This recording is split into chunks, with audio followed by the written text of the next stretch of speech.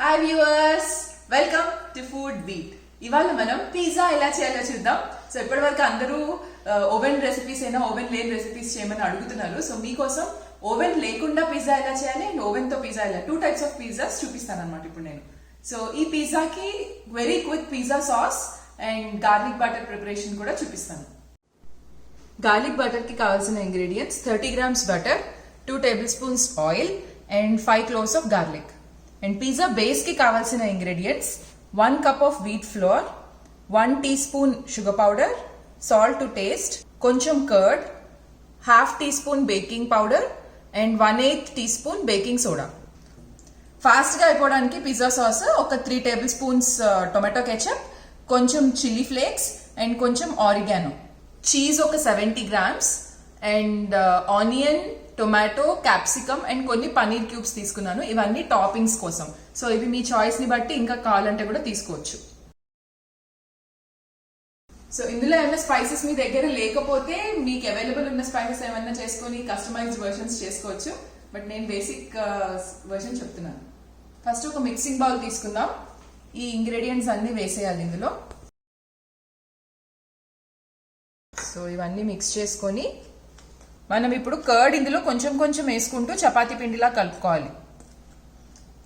మైదాకి wheat flour కి advantage ఏంటంటే మైదాలో మనం వెయిటింగ్ టైం ఉంటుంది.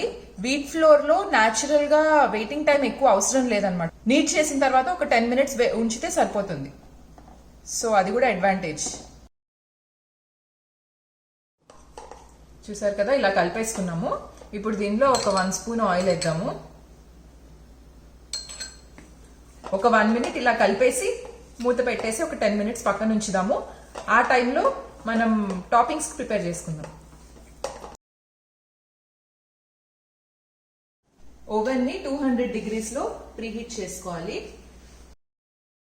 ఓవెన్ ప్రీహీట్ చేసాం కదా, అలానే స్టవ్ కూడా ప్రీహీట్ చేసుకోవాలి. సో స్టవ్ మీద ఒక కడాయి పెట్టి నేను దాంట్లో సాల్ట్ వేసాను. సాల్ట్ వేసి దాని మీద ఒక స్టాండ్ పెట్టుకోవాలి ఇలాగా. సో ఇప్పుడు దీని మీద మనం పిజ్జా బేస్ ప్లేట్ పెడతాం అనమాట. సో ప్రీహీట్ చేసుకోవడానికి ఇలా ఒక మూత పెట్టుకోవాలి. వీలైనంత మూత కంప్లీట్ గా టైట్ గా క్లోజ్ అయ్యేటట్టు, గాలి బయటకు వెళ్లకుండా ఉండేటట్టు చూసుకోండి. సో ఇది ప్రీహీట్ కి ఇలా పెడదాం ఒక 10 minutes. ఈ లోపు నేను గార్లిక్ సాస్ ప్రిపేర్ చేయడానికి ఇంకొక స్టవ్ ఆన్ చేస్తున్నాను. దీంట్లో ఫస్ట్ ఒక 2 spoons ఆయిల్ వేయాలి. వెల్లుల్లిపాయలు లైట్ గా చితక్ కొట్టాను పొట్టు తీసేసి. సో ఇవి ఇందులో వేద్దాం. గార్లిక్ క్లోవ్స్ చూసారు కదా, కొంచెం బ్రౌన్ కలర్ లోకి వచ్చాయి. సో ఇప్పుడు మనం స్టవ్ ఆఫ్ చేసేద్దాం.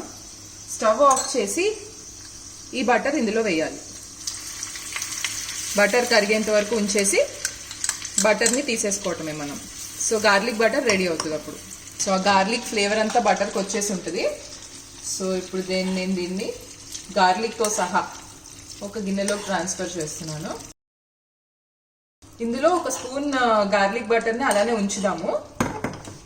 ఇప్పుడు మళ్ళీ స్టవ్ ఆన్ చేసుకుందాం.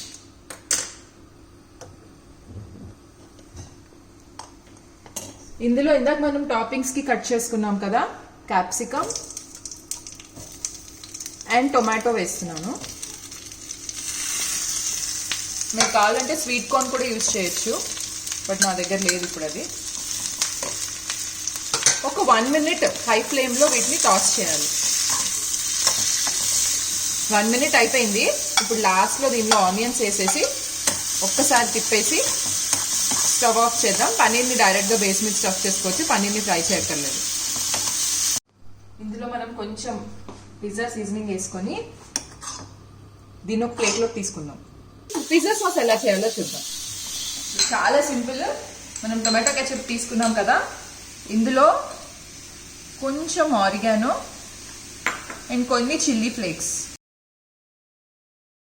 ఈ మిగతావి నేను లాస్ట్ లో పిజ్జా మీద డ్రిజిల్ చేసుకుంటాను, సో అందుకని ఉంచాను కొన్ని. సో ఇవి కలిపేసి ఇందులో 1 spoon ఈ గార్లిక్ బటర్ వేయాలి. అంతే, మన పిజ్జా సాస్ రెడీ. ఇప్పుడు పిజ్జా బేస్ దగ్గరికి వెళ్దాం. సో ఈ లోపు మన డౌ కూడా రెడీ అయిపోయింది. దీంతో 2 pizzas అవుతాయి. సో ఒకటి నేను ఓవెన్ లో చేస్తాను, ఇంకొకటి స్టవ్ మీద చేస్తాను. లైట్గా ఇలా ప్రెస్ చేసుకోండి. మనం ఇందాక స్టవ్ మీద కడాయి పెట్టాం కదా సాల్ట్ వేసి, సో దాంట్లో పట్టే ప్లేట్ తీసుకోవాలి. ఈ ప్లేట్లో ఒక స్పూన్ గార్లిక్ బటర్ వేయండి, కొంచెం కూడా వేయండి. దాని మీద ఈ పిండి బాల్ని పెట్టి ప్రెస్ చేస్తూ ఉండాలి. దీనికి మళ్ళీ చపాతీ కర్ర ఏం అవసరం లేదు, పిండి సాఫ్ట్గా ఉంది కదా, చేత్తోనే ఇలా ఇలా చేసేసుకోవడమే మనం. సో ఇలా స్ప్రెడ్ చేసుకున్నాం కదా, సో దీని మీద ఒక ఫోర్క్తో ఇలా హోల్స్ పెట్టుకుందాం, లేకపోతే మరీ ఎక్కువ పొంగుతుంది అనమాట. సో పిజ్జా అంత పొంగకూడదు కదా మనకి, సో ఇలా హోల్స్ పెట్టుకోవాలి దీని మీద. ఇప్పుడు దీని మీద మనం పిజ్జా సాస్ తయారు చేసుకున్నాం కదా, అది స్ప్రెడ్ చేసుకుందాం.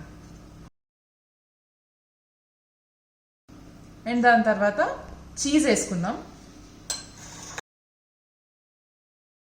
నేను మోజరెల్లా చీజ్ వాడుతున్నాను, మీ దగ్గర అది లేకపోతే నార్మల్ చీజ్ అయినా వాడచ్చు, పర్లేదు.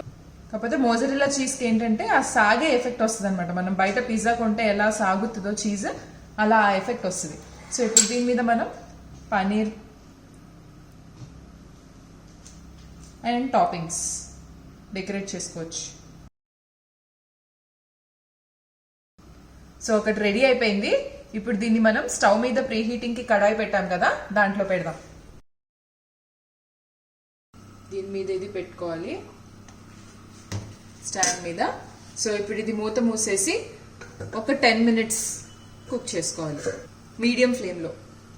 ఇప్పుడు అలానే సిమిలర్గా మనం ఓవెన్లో పెట్టడానికి ఓవెన్ బౌల్లో కూడా ఇలానే బటర్ వేసుకొని, గార్లిక్ బటర్, దాని మీద ఇది పెడదాం.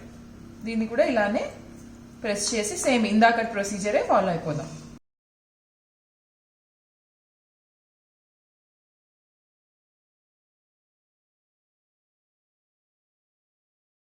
మన సెకండ్ పిజ్జా బేస్ కూడా రెడీ అయిపోయింది. ఇది ఓవెన్ లో పెట్టేస్తాను. 200 degrees లో 10 minutes బేక్ చేసుకోవాలి. 10 minutes అయింది. చాలా వేడిగా ఉంటుంది, జాగ్రత్తగా ఓపెన్ చేయండి మళ్ళీ. సో అయిపోయింది, కుక్ అయిపోయింది మన పిజ్జా. సో మనం స్టవ్ ఆఫ్ చేసి కొంచెం చల్లారిన తర్వాత దాన్ని స్లైస్ చేద్దాం. బేస్ చూసారా ఎంత పర్ఫెక్ట్ గా వచ్చిందో? మనం బయట కొన్న పిజ్జాలో వచ్చే బేస్ లాగే వచ్చింది, అది కూడా గోధుమ పిండితో, హెల్దీగా, without east. And of course toppings మన ఇష్టం అనుకోండి, నేను కొంచెం వెజిటబుల్స్ ఎక్కువ వేసాను. సో మీ చాయిస్ ని బట్టి మన ఇష్టం వచ్చినట్టు మనం కస్టమైజ్ చేసుకుని మన ఇంట్లో ఇంత బాగా పిజ్జా ప్రిపేర్ చేసుకోవచ్చు. 10 minutes అయింది. సో మన ఓవెన్ లో కూడా మనం పెట్టిన పిజ్జా రెడీ అయిపోయి ఉంటుంది. Yes, it's ready. ఇదేమో ఓవెన్ లో చేసిన పిజ్జా, ఇదేమో స్టవ్ మీద చేసిన పిజ్జా. రెండు ఆల్మోస్ట్ ఒకేలాగా ఉన్నాయి. స్లైస్ చేస్తున్నాను.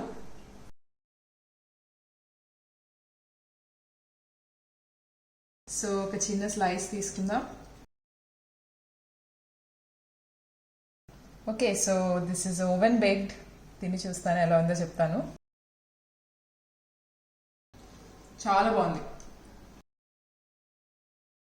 No difference. రెండింటికి పెద్ద తేడా ఏం లేదు టేస్ట్ వైజ్. రెండు చాలా చాలా చాలా బాగున్నాయి. మీరు తప్పకుండా ట్రై చేయండి. హోమ్ మేడ్ పిజ్జా చక్కగా వీట్ ఫ్లోర్తో, గోధుమ పిండితో మన ఇంట్లోనే ఇంత డెలిషియస్గా చేసుకోవచ్చు. If you like this episode, please like, share and subscribe.